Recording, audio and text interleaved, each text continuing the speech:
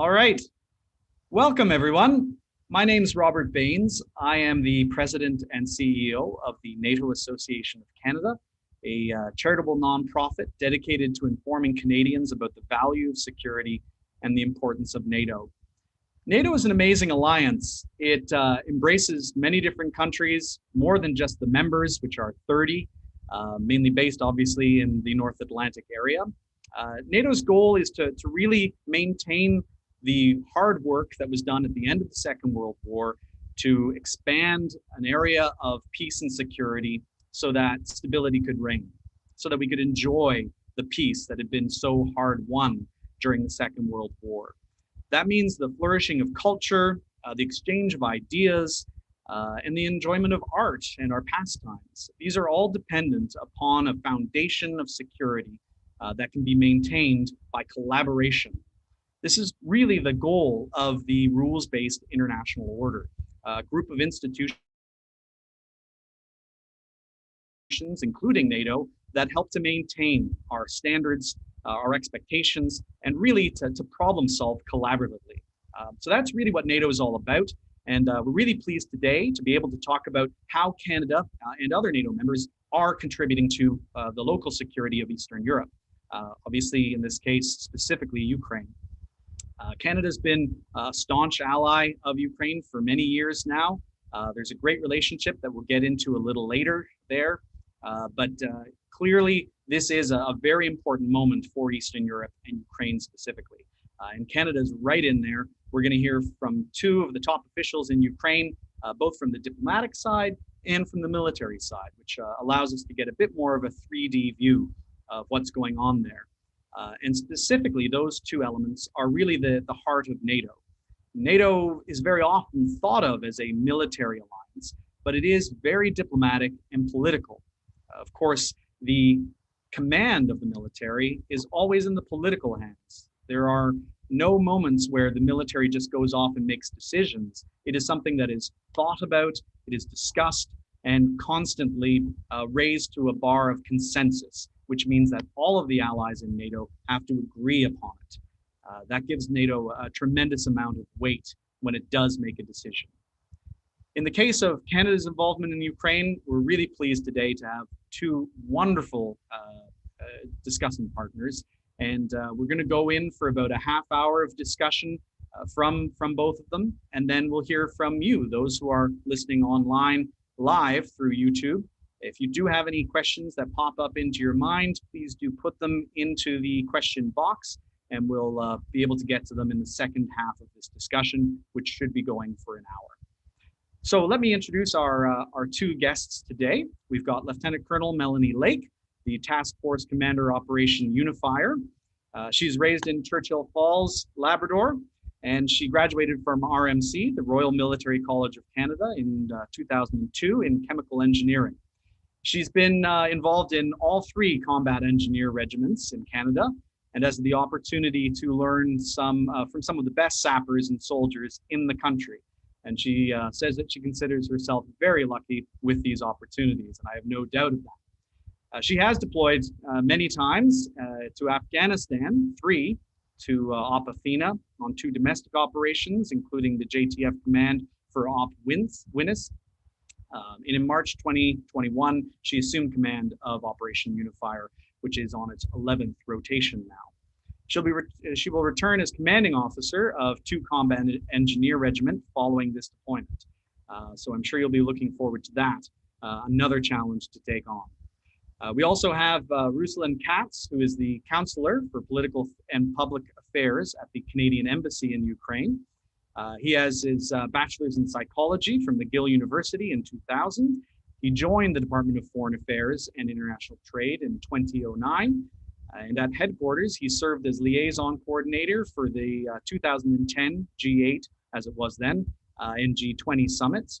He's then spent 2 years working on commercial relations, which is always another great element to bring out when it comes to NATO, how that is interlinked with security.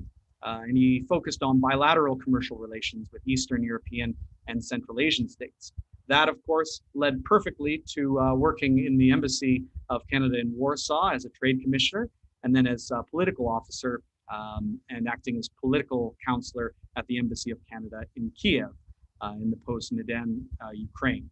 So this has been a certain development in your career, leading you to this point, which is terrific for our discussion.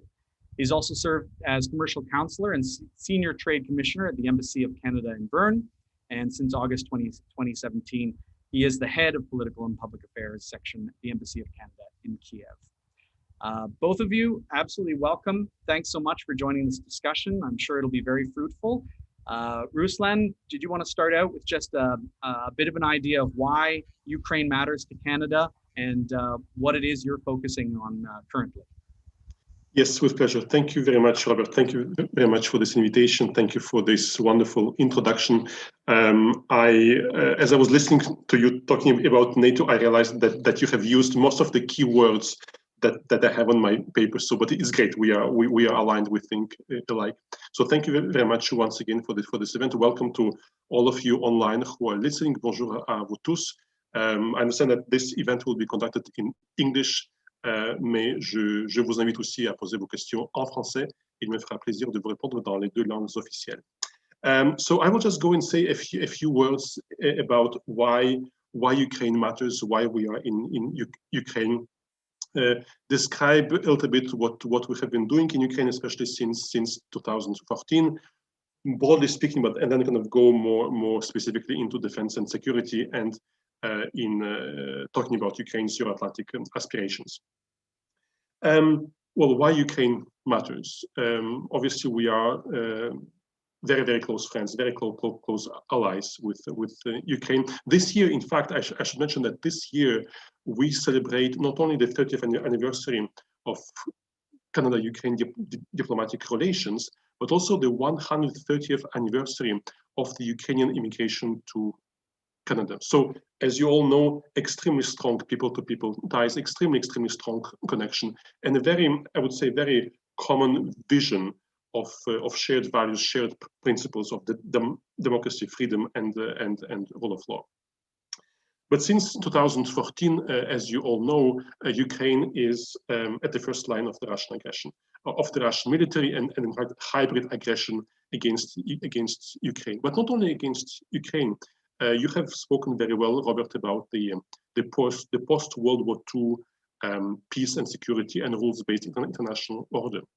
And what happens in Ukraine is not only an attack against Ukrainian territorial integrity and sovereignty, it is an attack against that very peace which we achieved after the Second World War. This is the first time in 70 years that one country, Russia, attacks and puts under threat the borders, the sanctity of the borders, which we believed were unviolable after the Second World War. Ukraine is also undergoing a very, very serious agenda of democratic reforms in rule of law, fight against corruption, electoral reform, and those two issues, the Russian aggression and the domestic reforms, they are interlinked because. What we want ultimately, why we are in Ukraine, because we want Ukraine to become a fully democratic, prosperous, stable, resilient country. And this is important not only for Ukraine, not only because of our friendship.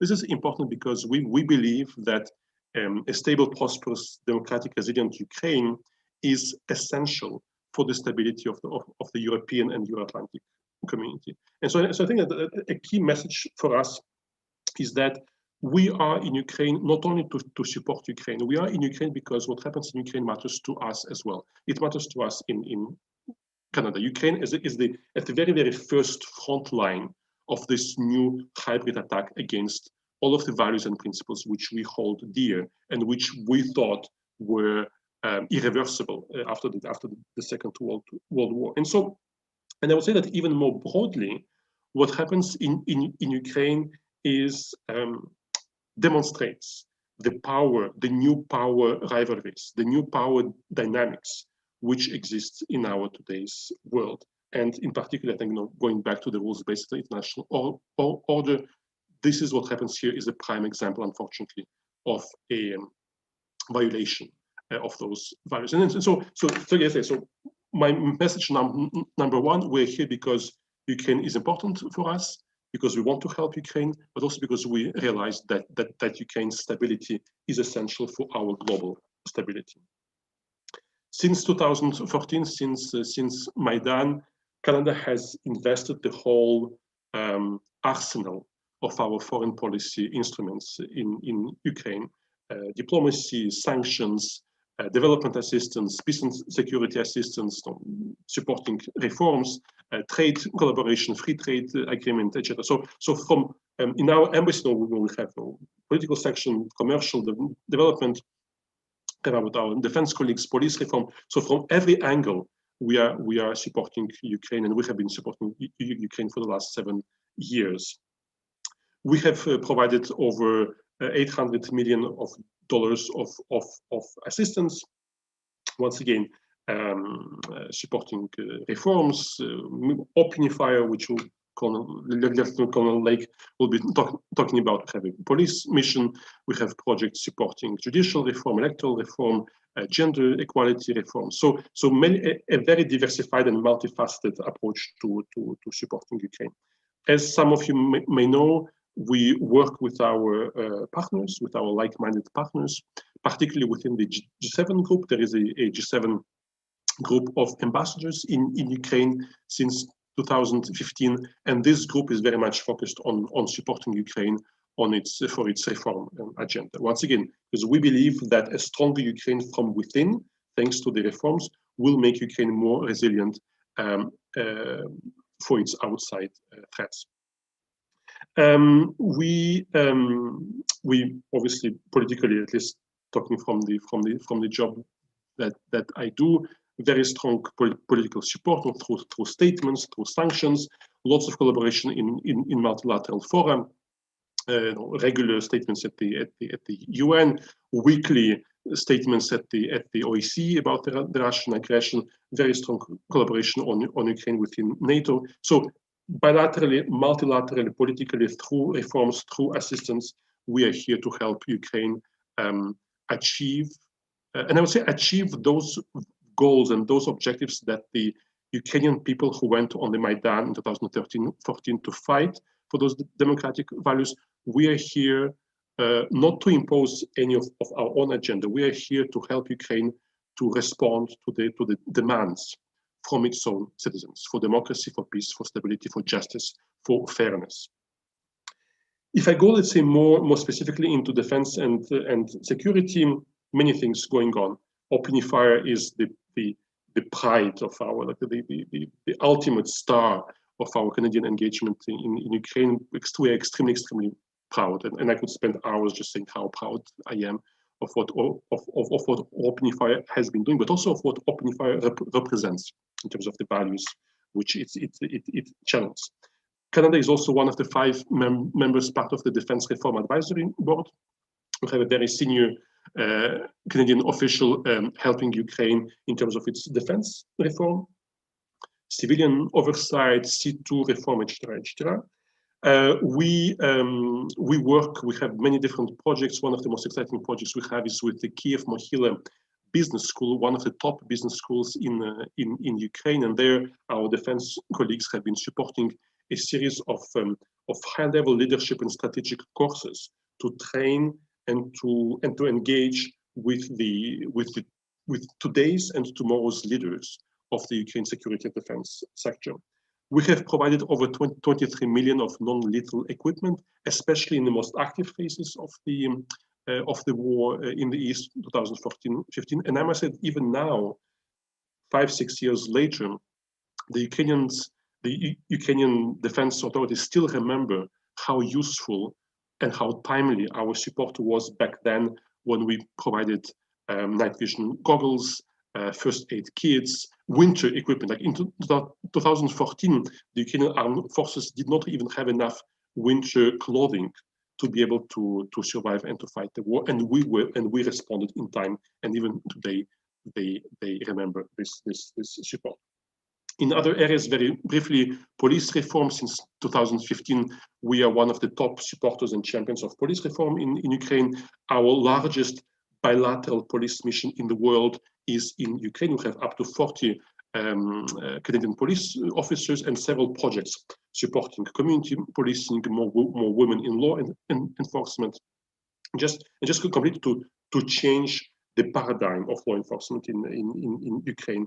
We obviously follow very closely the peace process, the conflict and the peace process. We have up to 40 Canadians part of the OEC Special Monitoring Mission, which is critical to help for the implementation of the Minsk agreements. And we have many, and I'm happy to talk later. We have many other projects about hybrid threats, disinformation threats. And once again, we realize that those projects are important for Ukraine, but we learn a lot as well. All of our projects, let's say, on hybrid threats and disinformation, we learn as much, and there's as much material which we bring back home for the threats which we unfortunately face as well in Canada in terms of electoral security, cyber security, information security. So it's I think one of my it is a partnership where we often say we support Ukraine, and yes, we do. We support Ukraine, but it is really a it's a partnership where we mutually benefit from each other. If I go towards NATO, very rapidly, as you know, Ukraine has inscribed its Euro-Atlantic aspirations into its constitution. So we support the will of the Ukrainian people to get closer to the Euro-Atlantic community. Canada's position is very clear. We support the open door policy. We support the 2008 Bucharest summit declaration about the fact that Ukraine will become a member of NATO. And in the meantime, we support different tools. Last year, as you know, Ukraine has been granted the Enhanced Opportunities Partnership status by NATO. I'm not ashamed to say, very proud to say, that Canada in Brussels was one of the top lobbyists working with our like-minded partners to demonstrate the need for Ukraine to get the EOP. Once again, not only for Ukraine, but also because we need more NATO in Ukraine, but also we also need more Ukraine in NATO. This partnership is extremely useful for the whole alliance. And I think the EOP, as the name implies, provides opportunities. It provides an incredible opportunity for the alliance and for Ukraine to get closer, to build more interoperability, and really to see how we can collectively create a more secure and more peaceful world, given the new threats which we have to face. Annual national program. Also, I'm sure that your audience will know that this is the roadmap for security and defense reforms that Ukraine has to implement to get closer to the Euro-Atlantic space. We are very proud. One of our projects supports the office of the Ukrainian Vice Prime Minister for Euro-Atlantic integration with the development and the implementation and the monitoring of the results of the annual national program. So very important. Public diplomacy. The Embassy of Canada in Kiev is the contact point embassy for NATO in Ukraine, along with our British colleagues. We have been doing this for the last 2 years and a half. We have another year and a half in our mandate. And this is really to help Ukraine and our different partners in breaking all of the stereotypes about NATO, combating disinformation about NATO. And really, and we try to do lots of projects, especially in eastern and southern Ukraine, where the anti-NATO narrative is the strongest. And we try to deconstruct what NATO is, explain the benefits of a closer integration with the Euro-Atlantic space, through different means, discussions, meetings, public events, exhibitions, etc. Well, and then OpenIFI, once again, a very, very important component of not only talking about NATO, but actually showing what NATO is by being present. And this kind of leads to my, and I'm sorry, I'm taking more than the 10 minutes, but in conclusion, what I wanted to say is, and it goes back to what you said, Robert, in your introduction. We, in our different efforts, we try to explain what NATO is, what the Euro-Atlantic Alliance is.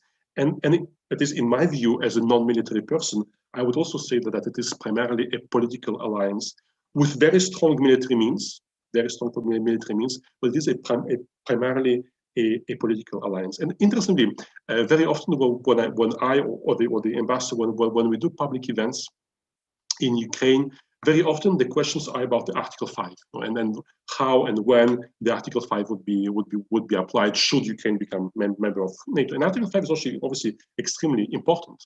But we always then tell to our audiences that NATO is also about the Article 2, the Article 2 of the Washington Treaty, where Canadians, so Pearson and others have been so much involved in developing it, where it clearly says that the alliance is an alliance of democracies, sharing values of human rights, of rule of law, of justice. And we can always go back to this to say that yes, there are military means and there are military operations and they're extremely important, but fundamentally, NATO must be seen through the prism of those shared values, of those shared principles. And I think, and when we talk about interoperability, standards are essential, very important to build this kind of this interoperability in the way how we do things. But interoperability must also be not only military but also political. Not only about the standards but also about the values and principles. Because I think that ultimately the road towards NATO, which by the way I think that the journey towards NATO is as important as the actual membership in NATO, because this journey will help Ukraine to become stronger, interconnected, interoperable, and thus in better position to defend itself. And so I think that interoperability is really based on trust. And so this is where in all of our different projects, and I think this is what UNIFIER really excels in, is to build in building this trust, and through this trust, through this interoperability, which is both on standards and values, Ukraine will get closer to the Euro-Atlantic space. So I will conclude here. I'll just say once again, our goal is to have more NATO in Ukraine, more Ukraine in NATO, because it is a mutually beneficial partnership. Because the alliance, the 30 members, and Ukraine, we are facing the same threats. The Russian threat, but all of the other threats, climate threats, pandemic threats, information threats. So we have to work together and to build trust and to be able to defend our peace and security. So I will stop there. I hope it was somehow useful. Thank you very much, and happy to continue the discussion after the next presentation. Thank you. Outstanding. Well, it's nice to see so much passion coming quite clearly through and having so many touch points that we can discuss a little later. You did, of course, mention shared values quite a bit, and the way that is being manifested on the ground, of course, is off UNIFIER itself. Really thrilled, Colonel Lake, if you want to kind of take it from there. Melanie, we've got a little bit of a PowerPoint, and then perhaps we can get into a bit more of a discussion. Absolutely, and thank you very much again for having me here today. And Ruslan, your opening, of course, leads very well into what I wanted to speak about. If we could go next slide and one more past that. So, you spoke a lot about the values that connect us, and we understand very well that NATO's essential and enduring purpose is to guarantee the freedom and security of all its members by both political and military means, and that every aspect of the alliance is rooted in our values, those values of individual liberty, democracy, human rights, and rule of law. So security sector reform is obviously a big component of Ukraine's quest for NATO integration. But like Rouslan talked about, that becoming NATO interoperable is about much more than the technical and the procedural and the hard, tangible reforms. I had the opportunity very soon after I arrived here to brief the strategic seminar. So that's an assembly of the General Staff of the Armed Forces of Ukraine. And what we really wanted to talk about, my Sergeant Major and I, were the concepts, the less tangible concepts that truly connect us as NATO allies. When we thought long and hard about it, I mean, common purpose and collective defense. Ruslan spoke about Article 5 and how it certainly is perceived to be at the heart of the alliance. But we get into then the shared values. For us as military in NATO, our military ethos is the underpinning of all of our actions, and truly underpins our legitimacy as professionals in the profession of arms. So that is a vital component, that conveying an understanding of the ethos that connect us. Then we get into the shared mindset. So one of the big differences I find here is that for us, we are by default open. We are an open society. We're an open military. If you come and talk to us, I can talk to you about 99% of what I'm doing, and there might be, a small percentage that's classified. And here I find the default setting is closed, and you gradually get to open, and that trickles down into the concepts of leadership, trust, this idea of mission command, where you tell people what you want them to do, not specifically how to achieve it, and fundamentally the empowerment of all of those folks who work from you. All of these then wrap together in a common language, being able to communicate to each other in NATO's official language of English, talking the same procedures. And MGRS is the military grid location system that is our system of communicating actually where we are on the ground, which isn't the same system that Ukraine currently uses. So again, it's about speaking a same common language. This very much is, Ukraine is on the front line with Russia, and it's felt very strongly by all of us here, but particularly by some of our European allies, thinking, Lithuania as a Baltic state that lives a very can see a lot of parallels in their reality at home. So there very much is the feeling amongst all of us working here that Ukrainian security is our security, fundamentally. So we work here. It's a very unique framework. You have a bunch of NATO nations here working together, all on bilateral agreements, and some non-NATO nations as well, all kind of collaboratively working voluntarily towards a common purpose. So it's very different than a normal mission framework where you might see a multinational headquarters over top of us. This truly is NATO partners and some of our allies working together for a common goal. Next slide, please. So when you group all of these together, these less tangible ideas, there's some real tangible effects that come out of it. When you combine the power of these shared values and mindset uniting us, communicate it through a common language, you get a real powerful tool to counter the Russian influence here.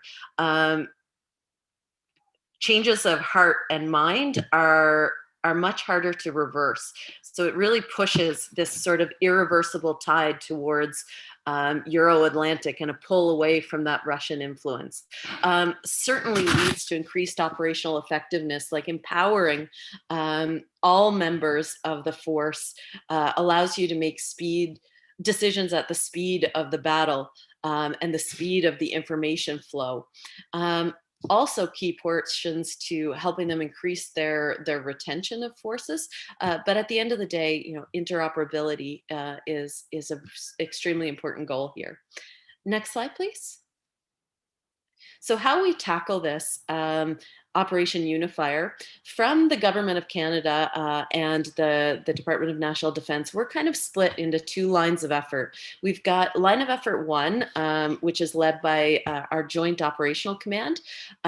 This is our security force capacity building mission. So this is the military component on the ground.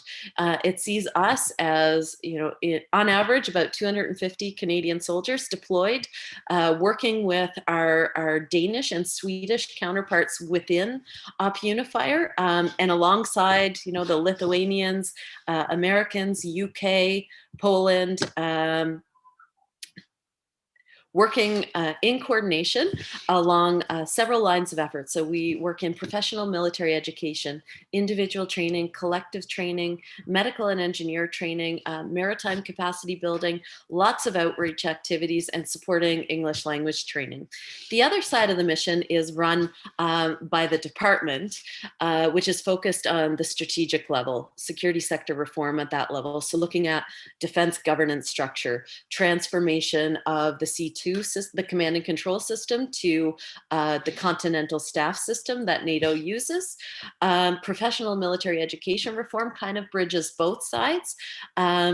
Building civilian defense policy, and truly that at the heart of all of that is the understanding of civilian democratic control of the government. This isn't an idea that has always been fundamentally understood, and there's still a lot of tension in this space right now. So it's a big reform effort that Canada champions, and a very important one when we talk about NATO interoperability operating as a democratic nation as part of NATO. So in total, again, we're on Roto 11 right now. So we've seen over 26,000 personnel trained, over 545 courses run. And we also, it's worth noting that DMTC, which falls under ADM policy, has been actually delivering military cooperation courses here since 1993. So again, our overall aim is looking to help Ukraine move from a country that is a recipient of security assistance to becoming a security provider in their region and contributing significantly to international security. Next. So at the operational level, we're kind of tackling this as a mission on several fronts. The two big ones are really our aim of increasing NATO interoperability. So that is, I'll speak about that more in a minute. And then increasing success and survivability in the joint force operations area. So increasing their likelihood of success and trying to reduce the number of casualties that they sustain in this prolonged operation. At the bottom there, our overall mission. So JTFU is supporting Security Force Ukraine reform. So that expands beyond just the armed forces, also to include the National Guard, the border guards, etc. Supporting their reforms, professionalization, and capacity building, both to help them on their path to NATO interoperability and readiness for the JFO. Next. So increasing NATO interoperability, again, this goes back to trying to convey understanding of the mindsets and values that are so important to our alliance. And we leverage the professional military education system and supporting reforms there as a key tool to enable this. So that is getting into their officer academies, teaching NATO concepts, really integrating these sort of human elements, how we approach leadership and decision-making, ethics, value, ethos, gender and inclusivity. And in addition to the officer academies, also working in the NCO academies, really trying to support and build up the NCO Corps here that hasn't seen the same sort of value with which we perceive our NCO Corps. The other side of this is building the foundation. So supporting their individual training system and reforming that. Again, embedding all of these NATO concepts into their training systems and working then, again, a lot of this work is at the tactical level, but we're trying to layer it with reforms at the operational level to ensure that they have an enduring, lasting impact. Next slide, please. Enabling success and survivability in the JFO. So again, a twofold approach. We're supporting their collective training. So that is sort of the readiness pre-deployment training that their brigades go through before they head off to the JFO. So trying to build, we're partnering with relatively new combat training center in Cherokee Land down in the south that puts these brigades through training before they go to the JFO. So we're trying to help them build their institutional and instructor capacity, looking to build a self-sustaining model, helping them to be more deliberate in their exercise designs, and also helping to integrate life-saving training into this. So a lot of the forces that they lose in the JFO are either due to mines and explosive threat. Upwards of 60% of casualties actually bleed out in the process of trying to get through the medical evacuation chain, and then the indirect fire and the sniper threat. So we're trying to integrate into their collective training best practices, medical training, TCCC, oh my goodness, tactical combat casualty care, integrating for actually the first time medical training into collective training. So helping them develop and exercise their capacity of treating a casualty from point of impact, point of injury, back to their role one medical facilities. And then again, integrating engineer training, both on the individual training side, but also into collective training with explosive threat, hazard awareness recognition training. We're also capitalizing on collective training to try to reach the field force headquarters with staff training on NATO command and control structure and decision-making process. One of the big challenges we're seeing is that we're teaching these concepts in the professional military education system and in individual training, but when these people graduate and go back to their units, these concepts aren't being employed because there hasn't been a deliberate plan to educate these field force headquarters that they're going back to.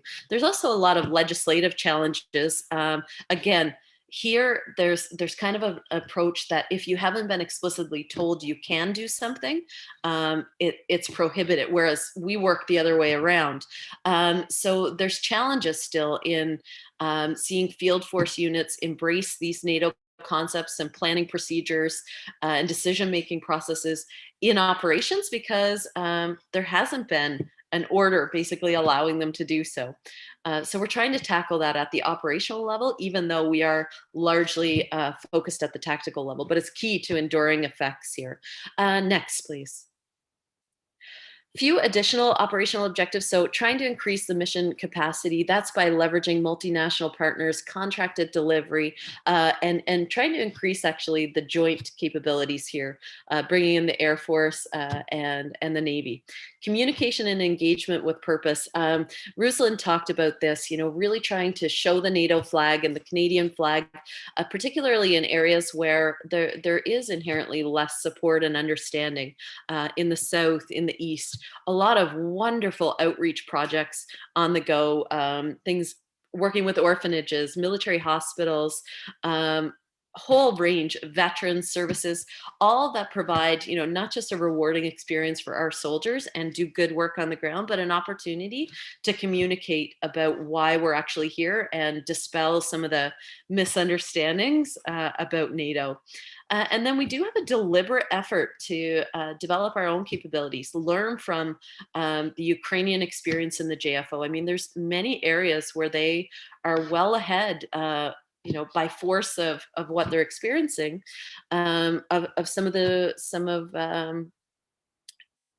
tactics to counter some of the modern threats on the battlefield, be it the employment of unmanned aircraft and countering UAS, EW, many hard lessons learned there that we want to learn from their experience to be ready, and so we don't have to learn them in blood ourselves. And then also, of course, learning from our multinational partners that we're working with every day. Next. Just a quick screenshot of our disposition. We have extensive coverage in the country. We are spread out north, south, east, west, currently 14 different locations across the country where we're operating. Next. And finally, just to wrap up, a quick shot of some of the things that are ongoing on line of operations 2. Again, that strategic defense institution building that's really led and delivered by ADM policy, with a lot of good stuff happening there at the higher level that reinforces and sets conditions for our tactical and operational level work to take hold. So I'll end my presentation there. I'm sorry, I think I went over as well, and turn it back over to you. Thank you. Terrific. Thanks so much, Colonel. I think that was a great amount of detail, and both of you have given us a wonderful view of Canada's engagement and also NATO's engagement in Ukraine. What I'd love to just talk about briefly before we get to some of the questions put on YouTube is just a little bit about the view of Canada and the view of NATO. You touched on it a little bit, Colonel, as far as trying to combat some of the negative views or the not so hot views, maybe, through working with veterans groups and orphanages, etc. But I'd just be curious, what is the counter narrative that we're kind of trying to move against there? I'd be really interested to hear what are some of the things that they're trying to put out about NATO and how specifically to try to work against those. And either of you, but Colonel, just because you brought it up. I mean, there's a lot of, again, I've spoken at length with my language and cultural advisor about this, you know, particularly she's from Western Ukraine, but has spent a lot of time working in the South. And I mean, there is a relentless kind of counter NATO disinformation campaign that hits both there and largely in the east of the country. Anything from, you know, attacking our character, some wild misconceptions about, you know, the horrible things we do and our intent to come and occupy Ukraine. There's a pervasive, I mean, some of it, I hear it, I'm like, people can't possibly believe this stuff, but sure enough, the narrative is there and it's strong. And unless we're there to, you know, to communicate and engage about it and counter it directly through our actions and frankly, just open communication, somebody else is going to fill that information space if we're not in it. So that's why we're really working hard on that. But I would say that, I mean, we have a very positive reception here in Ukraine, and Ruslan touched on it. I mean, people have not forgotten, one, that Canada was the first country to recognize Ukraine's independence back in the early days, but also that we were one of the first countries here in 2014 providing more than just our words and our deep concerns about the actions. I was at the graduation for the National Guard Academy in Kharkiv in the very far east of the country last week. And at the end of it, the deputy governor came up to me and was just speaking so emotionally about how much it meant to Ukraine that we were there in 2014 and that it was more than just words. And, you know, people have not forgotten that. So although there's a counter narrative, there is also a very strong, deep connection felt by Ukrainians with Canada. Ruslan, any thoughts from your point of view? Thank you. I completely agree with Lieutenant-Colonel Lake. I think that there are different layers of disinformation. There's obviously this Soviet legacy view of NATO as a threat. I remember when I have arrived here in 2017 during Independence Day, all UNIFIER troops marched along with the Ukrainian soldiers for the Independence Day parade. And in the Russian media, there was a huge explosion of protest. There were photos comparing it with when the Nazis marched in Kiev during the Second World War. So there is this narrative that NATO is a threat and then NATO will occupy and do all of those horrible things. There is another kind of disinformation. No, sorry, not disinformation, but there is another narrative which is maybe more, let's say, thought about, which is about the fact that should Ukraine join NATO? There are countries in the world which are partners with the alliance without being members of NATO. And so there are also there are views about should Ukraine maybe be a non-aligned country to preserve a very complex relationship with Russia. So there are different views, but I completely agree that we need to be visible, and we need to show not only what NATO is as an organization, but what the allies, like how NATO benefited all of us, what all of the allies, what we are doing in Ukraine. As you said, Robert, in your introduction, NATO is also about trade. It's about research. It's about equality. It's about women, peace, and security. It is wonderful. Lieutenant-Colonel Lake is the second woman in command of the UNIFIER task force. So we are demonstrating in our actions what we do, but also who we are. And the who we are is also what NATO is. And so I think this is how we try to combat some of those invalid or less invalid misconceptions. Excellent. All right. Well, what I'm going to do now is open it up and introduce Griffin Cornwall, one of our program editors at the NATO Association of Canada. Griffin, thanks so much for joining us on this, and do have a few questions from the floor, as it were. Yes, I would like to start with a question of my own, if I may. And just ask how you kind of speak to different elements within Ukrainian society who may be receiving different narratives on NATO, on Operation UNIFIER, on Canada and our Western allies' presence in Ukraine in general, because there are a few political divides, to put it mildly. I know from our side, we just try to engage with the most diverse audience that we can.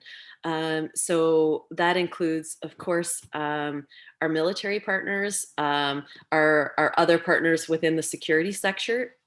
So the National Guard, the Border Guard, Defense Intelligence, but then expanding that largely through our outreach programs to things like political leadership, be it municipal or at the oblast level, engaging with them, engaging with local media, civil society, many NGOs that we have the privilege of speaking with and working alongside. So, and also through, of course, through things like social media and speaking with the local media at events. Again, it just gives us the opportunity to, I guess, reach the broadest cross section of Ukrainian society that we can, and then specifically working hard to make a stronger connection with the areas of the country where we have traditionally had less of a presence. More or less same for us. We try to engage with different parts of the Ukrainian society. I think it's a very good question, because it is how to. We often preach to the converted, and one of the challenges we face, and this is where we work very closely with the Ukrainian authorities, with the MFA, with the Office of the Vice Prime Minister for Euro-Atlantic Integration, with the NATO liaison office in Ukraine. We try to to brainstorm together about what could be innovative ways to talk about NATO. We beyond the usual conference or things like that. We try to do lots of events with young people, universities, schools, teenagers, because they are the future leaders. Their questions are extremely valid, and they will be the ones making the democratic choices, which will decide of the Ukrainian future. We have also media doing different activities in the east and in the south. We have recently supported a very fun project with the Ukrainian NGO. It was a public exhibition about NATO in Kherson and Zaporizhia, so two cities in southern and in southeastern Ukraine. So it was an open public event where everyone, any person, not only university students or media, could come and just learn through different fun activities about what NATO is, what are NATO values, what have been different missions of NATO. Because I really think that there is so much mythology and disinformation about NATO, and we just try to show the facts and show what NATO has achieved, and show that this is really Ukraine's journey towards Euro-Atlantic integration means a more prosperous, a more democratic, a more secure, a more stable, a more just Ukraine for everyone. But it is difficult. We always struggle to think about what could be a different way of talking about NATO. How can we use different tools, social media, creative ways, cultural activities to demystify what NATO is? So if you have any ideas, please email me. I'm out of new ideas. I should cut in here. We in Canada have put on NATO beer festivals, getting different beers from different NATO countries to compete. Not a bad idea for Ukraine, perhaps.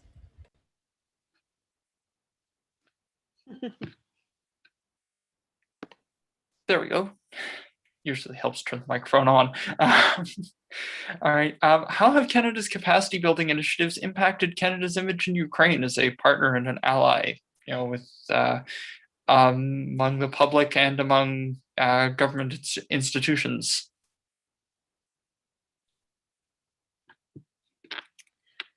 Well, I mean, I can speak to the military side.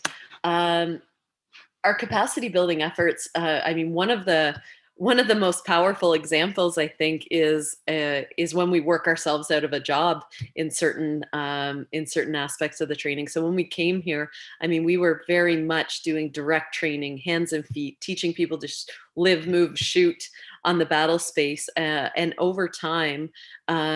You know, that was no longer required because they had developed a self-sustaining ability to teach that for themselves, and that is recognized, I guess. I think I'm probably straying actually from the nature of your question here, but it's very obvious, I think, to see the impact of the capacity building work when we find ourselves needing to shift our focus to higher and higher levels, like from the tactical level to really trying to reinforce the operational level, because some of the changes and efforts and reforms have become self-sustaining and self-sufficient.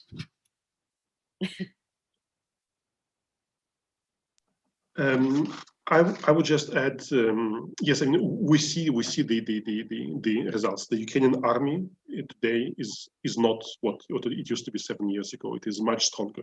It is today it is able to resist the Russian provocations. And I guess in all humility, we can say that UNIFIER has contributed in some way to make the Ukrainian army stronger. The enhanced opportunities partnerships, it has not been granted not just out of kindness, you know, it has been granted because Ukraine has demonstrated how it contributes to NATO operations, to NATO missions, to the sharing of NATO values. So in the defense reform, in the strength and resilience of the Ukrainian army, we do see the results. And then, kind of, in the point of view of our image and of our brand, you know, Canada is, well, in part because of the very strong historical people-to-people ties, because of our commitment, we are seen as a very, very trusted and loyal and very, very close ally, friend, partner. We have incredible access, and we're really perceived as a partner without a hidden agenda. We are really here for Ukraine because we believe in Ukraine. We want to help Ukraine and to help all of us to get stronger. And I'm always such a huge. I'm so impressed. Lieutenant-Colonel Lake spoke about all of the public activities. I think this multiplies so much the impact of UNIFIER. When you go to schools, to orphanages, when you do public events in the streets, you know, we used to have like hockey matches, you know, in downtown Lviv, you know, pancakes with maple syrup. All of that shows that the humanity of our presence, and shows that behind all of the bureaucratic and speeches and all of the technocratic approaches, there is a real human commitment for Ukraine, and this is really amazing. Thanks in particular to UNIFIER and to our police mission. To have people in uniform going out there and doing so many great events with people, it really shows to the Ukrainians that we care about them.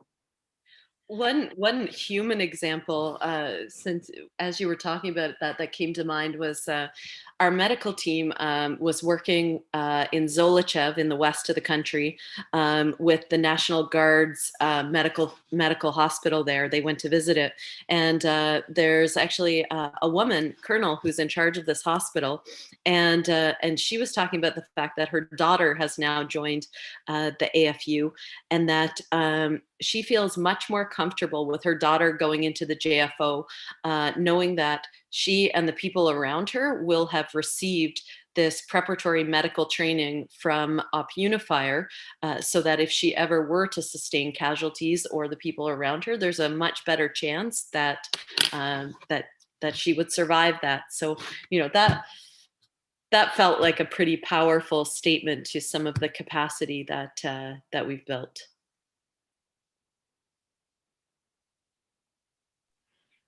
I have a question here from the audience about institutional reform, sort of given the challenges inherent in reforming Ukraine's institutions, given the sometimes slow pace of reform and difficulties with corruption, in light of NATO's Article 2 requiring free institutions. Does this help or hurt the cause of Ukraine's prospective NATO membership? Should NATO prioritize its strategic concerns over Ukraine over the domestic civil society issues that may still be ongoing? Ruslan, I feel like that's more in your space to start. I can definitely start. Just a couple of comments. Yes, reforming institutions is very tough, and I think that we demand a lot from Ukraine. We expect a lot. The Ukrainian people expect a lot from its government, and it is fully justified. I think we need to remember that Ukraine has only become independent 30 years ago, and the Maidan events only happened 7 years ago, and that this revolution of dignity, which started 7 years ago, is still ongoing. I mean, we are very lucky in our countries to have had those democratic transition periods centuries ago, and they took decades to get us where we are now. I'm not saying this not to excuse or to justify the slowness of some reforms, because it is true that there are some key reforms which are either not advancing well enough, sometimes backsliding. Lots of concerns about, particularly about judicial reform, rule of law, the independence of the court. So there is lots of work to be done. But I just understand that we need to remember where Ukraine comes from and what Ukraine has achieved. Free and fair democratic elections.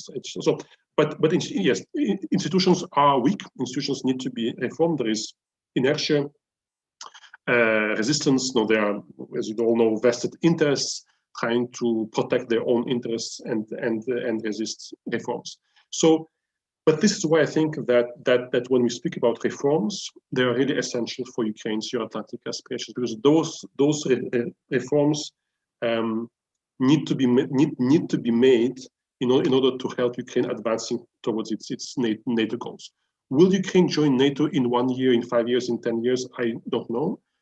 It may take time, and it will be obviously at the end a political decision by the alliance to grant or not grant the Ukraine a membership action plan. I'm sure that Ukraine will get there, but I think that as I said earlier on, I think that the journey towards NATO is as important as actually joining NATO, because without those reforms are essential to make Ukraine stronger. Whether it joins NATO one day or not, with those reforms in place, Ukraine will be much better.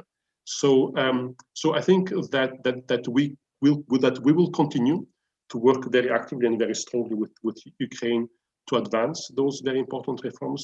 Once again, not because of NATO, not because of the IMF, not because the G7 wants it. It's because this is the reasons for which people went on the Maidan 7 years ago. And this is what will make Ukraine stronger to resist the different threats that it is under. And then maybe it will lead to NATO membership as well, a membership for which we, as Canada, we are supportive as an open door policy.